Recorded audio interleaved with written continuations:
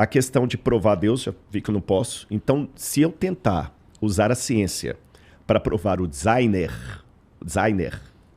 realmente é pseudociência.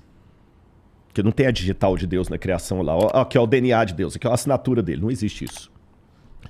Mas também não tem como provar a ausência dele. Era aí o que eu ia perguntar pro Sergião, que assim, tudo isso que você mostrou pra gente, é a mesma pergunta que eu fiz pro Rodrigo, na verdade, só que agora é pra você. Tudo isso que a gente viu aí, você falou do James Webb e o caralho, isso daí invalida 100% assim, ó, aqui tá a prova de que Deus não existe. Também não. Não, mas né? Lógico que não, cara. Isso aqui não tem... E, de novo, né? Do mesmo jeito que não quer provar e nem refutar o Big Bang, não tem nada a ver com Deus aqui, cara. É entendeu? verdade. Aliás, os caras que estão trabalhando nisso, muitos deles podem acreditar em Deus, podem acreditar no que for, cara. Mas ele tá... Aquele ali é o trabalho dele. Ele tá analisando aquela imagem. O James Webb existe, a imagem existe. Pô, vamos analisar a imagem, entendeu? Ele não tá... Nada disso. Pode ser também que possa passar essa impressão que os cientistas meio que trabalham para refutar a existência de Deus, entendeu? Jamais, cara. Jamais.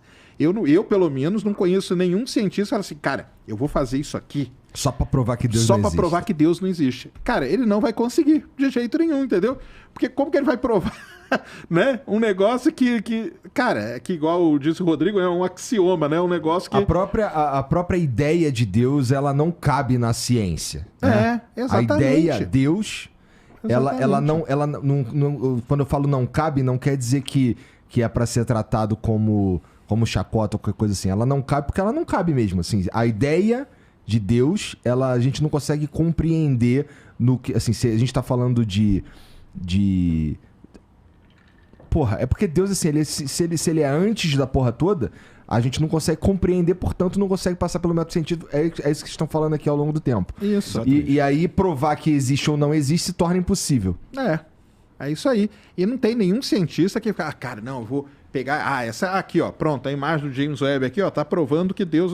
Cara, tem nada a ver uma coisa com a outra, entendeu? Uma coisa que o Rodrigo falou, o lance da ciência... A ciência, cara, que é uma coisa também que muita gente faz confusão, cara. A ciência, e quem falar isso pra vocês, cara, tá falando errado. A ciência, ela não tá atrás de verdade nenhuma. Muito pelo contrário, a ciência, ela vai atrás de perguntas. A gente quer pergunta. Por isso, voltando lá naquele negócio do experimento, quando o experimento dá errado quer dizer o quê? Vamos supor que a gente faz a imagem do James Webb e não aparecesse galáxia vermelha nenhuma. Aí tem alguma coisa estranha, cara. O que aconteceu? Porque a gente faz tudo teoricamente, era para aparecer as galaxiazinhas vermelhas ali. Não apareceu nenhuma, vamos supor. Quer dizer que o nosso... Aí, o que está acontecendo? Vamos ter que rever aquelas coisas. Então, quando um experimento ele dá um resultado não esperado, igual disse o Rodrigo, que a gente espera alguma coisa. Mas às vezes você faz o experimento e ele dá um resultado que você não esperava. Quando isso acontece, é excelente, cara. É excelente. Porque aquilo ali vai abrir um leque de outras possibilidades, de outras alternativas, entendeu? É até a pergunta que eu faço para os astrobiólogos, que é a seguinte: se encontrasse vida no universo, você preferia que ela fosse parecida com a nossa ou diferente? A maior parte fala diferente. Porque imagina se encontrar uma vida diferente da nossa, cara. Como que isso ia explodir a nossa cabeça, cara? Você ia falar, caramba, cara, olha aqui quantas outras alternativas podem existir. Verdade. Entendeu? Então, a ciência, galera, ela presta atenção nisso, ela vai atrás de perguntas. E ela tenta encontrar evidências para tentar responder da melhor forma possível aquilo. Não tem 100%, cara. Não tem. Tanto que a gente fala aqui, a palavra modelo e tal que a gente fala, é uma palavra que sempre liga a tentar responder o máximo aquilo ali. Mas vai responder tudo? Não vai, cara. Não vai. Mesmo porque hoje eu tenho uma limitação no meu conhecimento, na minha tecnologia. Amanhã eu consigo construir um telescópio 20 vezes maior que o James Webb. E ele vai lá e mostra uma outra coisa. Eu vou ter que rever o meu modelo.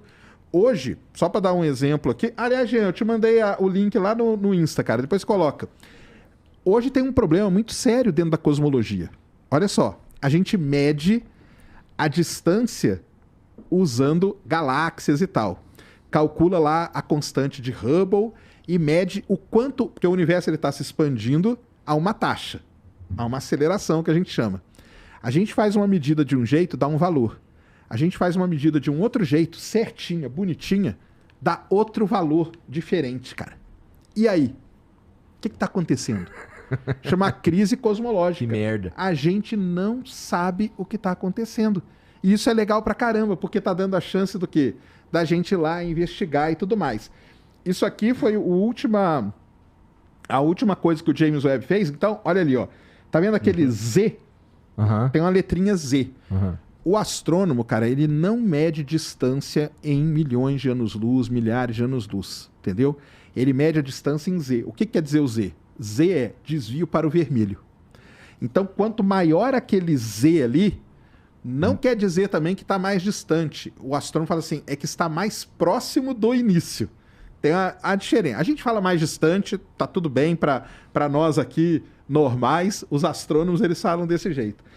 Então você tá vendo o que ele tá medindo ali? Não é aquela coisa branca, é aquele pontinho amarelinho ali, ó. Bem no meio. Bem no meio. Aquilo ali, Z igual a 12,5. E a outra ali, ó, tá vendo? É aquela manchinha laranja ali, Z 10,5. Esse 12,5 coloca aquele pontinho a 13,5, 13,4 e alguma coisa ali, bilhões de anos-luz. Então é isso que a gente mede. Isso aqui foi a última, porque por espectroscopia, tá vendo? Ó, espectroscopia confirma as galáxias mais distantes do universo. Então, só para completar, uma coisa é a imagem. Depois que aquela imagem vai passar pela espectroscopia, muita coisa daquela vai cair fora, mas vai sobrar algumas. Sobraram 4 que hoje são consideradas mais distantes. Entendi. Mas então a ciência, galera, é isso. É ir atrás de perguntas. Quanto mais pergunta tiver, melhor, entendeu? A gente não quer... o cientista é um mentiroso. Ele falou, cara, quem disse que o cientista vai falar para você que é verdade? É a previsão do tempo, cara. O melhor exemplo é a previsão do tempo. Se alguém falar amanhã vai chover, não vai. O cara vai falar assim, amanhã tem 40% de chance de chover. Se chover, ele mentiu? Não. Não. E se não chover? Também não. Isso é ciência, isso, cara. Entendeu? Mas eu imagino, me confirma se eu estou certo, que para você abandonar por completo um modelo, tem que ser uma descoberta muito radical. Exatamente. Porque tem descobertas assim, que elas não dão o resultado esperado do modelo que eu sigo. Mas eu não vou invalidar o modelo. Ela pode me abrir espaço para estudar mais, para tentar entender. E talvez expandir o teu modelo. Exatamente. Por que eu estou fazendo essa pergunta aqui? Porque eu quero fazer um paralelo aqui. Muito do que o Sérgio descreveu do ponto de vista científico é a vida de um crente. Vou falar dentro do cristianismo. Eu sei que tem o budismo, o sintoísmo, vou falar dentro da minha experiência cristã. Deus, como criador, vou usar agora a linguagem teológica, ou se vocês quiserem, eu posso falar assim, causa primeira. Eu posso falar como Aristóteles, causa primeira, ou eu posso falar como crente, Deus Chama criador. de Deus, porque eu acho que Fica tu mais vai fácil. falar mais de uma maneira mais pessoal. É, vai. exatamente. Eu trabalho com o modelo de um Deus criador. Aí eu fiz 2 perguntas aqui, mas eu vou fazer uma terceira. Vai. A primeira pergunta é, por que existe algo ao invés de nada? Por que a música ao invés de ruído? Porque as coisas não apenas existem, mas elas têm uma lógica. Se elas não tivessem uma lógica, você não podia fazer a espectrometria aí, não podia fazer nada disso. Para você ter uma lógica, isso pressupõe inteligência, design. Agora tem uma terceira pergunta que me fere o modelo. Por que a música desafina? Por que criancinhas morrem? Por que criança e leucemia está na mesma... Então, quando eu lido com a dor e com o sofrimento, aparece um elemento no meu modelo que destoa com o modelo. Mas assim como o cientista não joga fora o modelo pelas dificuldades que apresenta, mas ele apenas investe na dificuldade para entender melhor o modelo ou abandoná-lo, é assim que eu faço. Porque eu, como crente, a Bíblia é o livro que mais me incentiva a fazer perguntas. Por isso que eu não aceito, Sérgio, essa visão, não é sua, mas essa visão do mundo crente de fé. Fé parece quase que um... Você lembra o poder do pensamento positivo? Lei da atração. Lei da atração. Deus existe, ponto, não precisa de Sérgio, não precisa de... Deus existe, falou comigo. Não, por favor, não é por aí. Você está entendendo? Não é por aí. Eu já mostrei a minha ideia de fé, Bíblia, aquela comparação e tudo mais, e tem parte de base bíblica por isso. Se eu pegar a palavra pistis, em grego, que usa para fé, vai no dicionário. Crença que advém da... Como é que é? Certeza que advém da possibilidade de crença. Esse que é o sentido da palavra pistes usada. Então, a Bíblia me incentiva a fazer muitas perguntas. Jesus de Nazaré.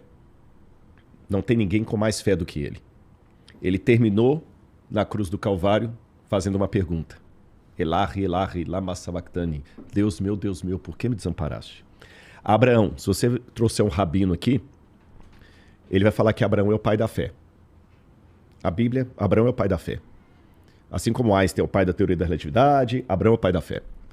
E a primeira vez que Abraão abre a boca para falar na Bíblia é para colocar uma pergunta. Como será isso? Não faz sentido. Maria, como? Jesus, como?